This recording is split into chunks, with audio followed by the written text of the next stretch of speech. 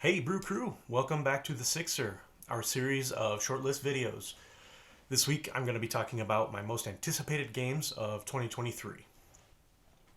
Now, we've got a few Kickstarters on the way that I'm incredibly excited about, but two of those are actually deluxe versions of games that I already know that I love. We have both the deluxe La Granja and Castles of Burgundy arriving hopefully sometime this year. So I didn't include them on this list because they're two of my favorite games of all time. So I know that I'm going to love the new additions. I also have Darwin's Journey on the way, which should be arriving in the next month or two, which I also did not include because I know I'm going to have it soon and I'll be able to see for myself what I think about it. So the games that did make it onto this list are listed as being 2023 releases according to Board Game Geek. Some of these may already be in some players' hands at this point, and some of them could be delayed and not make it out this year. These are simply games that are likely coming out in 2023 that I'm excited to play. And another quick note, I may not know a whole lot about these games, but I'm going to do my best to try to explain why I'm excited for each one. Alright, with all that nonsense out of the way, let's get to my number 6. My number 6 most anticipated game for 2023 is El Burro. There doesn't seem to be much information out there about this game just yet, but I know that it borrows heavily from and is designed by the same team as La Granja, which, as I mentioned at the top of the video, is one of my favorite games. It sounds like it still uses dice drafting and multi-use cards, which are two things that I enjoy most about La Granja. And in this game, we're still going to be farmers in Mallorca, growing crops and livestock to sell at markets. In this game, though, it sounds like there will be more of an emphasis on the actual delivery portion of the game. I'm not too sure, but based on what information I do have, I'm pretty sure I'm going to end up liking this game. So that was my number 6, El Burro. Number 5 is a game that I thought looked incredibly cool when I saw it on Kickstarter not that long ago. Harrow County, the game of Gothic conflict, has a super interesting theme, for me at least, and is based on a comic book series, which now I am very interested to read. I tend to love the Gothic horror genre, and the theme taken from this comic book series seems like such a great concept for a game. You're either playing as the folks trying to protect your little town, or as a family of a long-dead witch who came back to destroy Harrow County. It sounds like other playable factions will also be available as you progress the story of the game, although it does not sound like it's necessarily a campaign-style game, which I appreciate because I hardly ever find time to play campaign games anymore.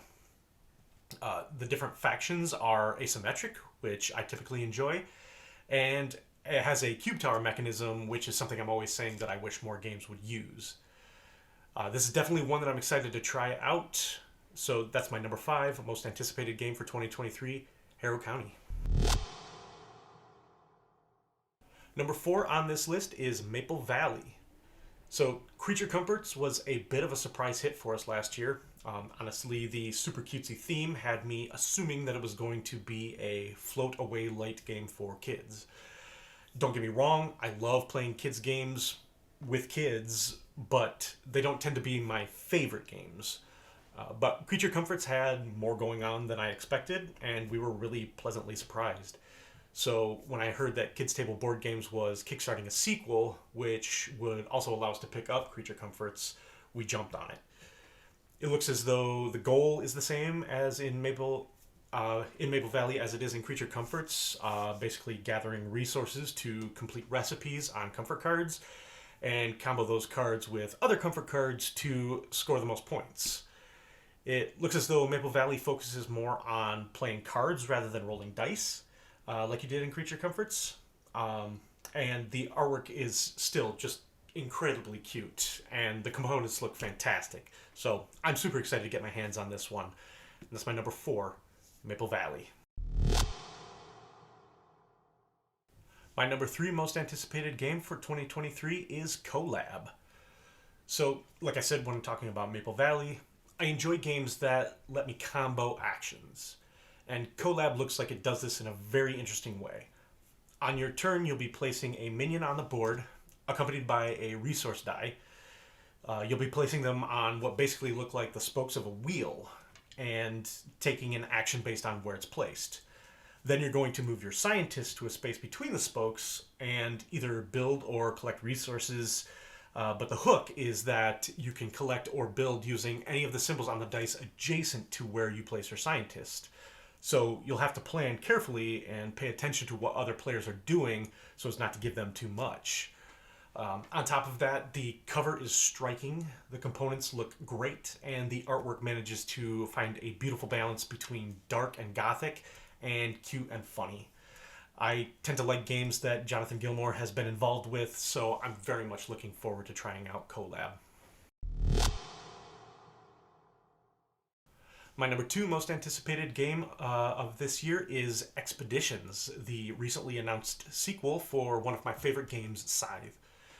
Aside from the artwork and setting, Expeditions looks like it's going to be pretty different from Scythe. It seems much more focused on exploration than combat and resource generation, and it also introduces card play to upgrade your abilities and actions. As you're exploring tiles, you're going to be gaining cards and fighting corruption, which apparently was caused by the Tunguska meteorite. It looks like there will be less, or more than likely no actual direct conflict compared to Scythe, since you will not be battling other players to control land and resources. I've loved a lot of Stonemaier's games, and they tend to rate pretty highly for me, and while I've liked most of their recent releases to some extent, this is the first of their announcements in quite a while that I'm genuinely excited about. So that was my number 2, Expeditions. And finally, my most anticipated game of 2023 is The Dark Quarter.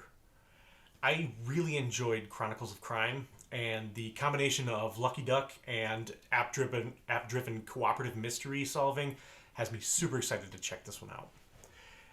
I also love the setting in the hauntingly historic city of New Orleans. I'm fascinated by the idea of a Chronicles of Crime style game, but with a supernatural twist. And New Orleans seems like the perfect place for this game to be set. To be clear, though, this does not look like just a Chronicles of Crime retheme. It adds player characters, useful items, and several other elements that make the game seem much more thematic. I've purposely not looked too closely at this game because I don't want to spoil any of the storyline for myself.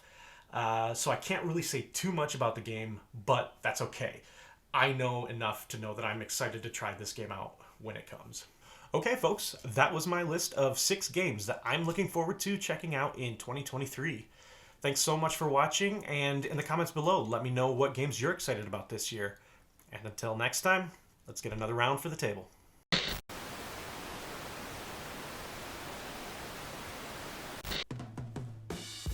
Hey everybody, don't forget to like and comment on this video.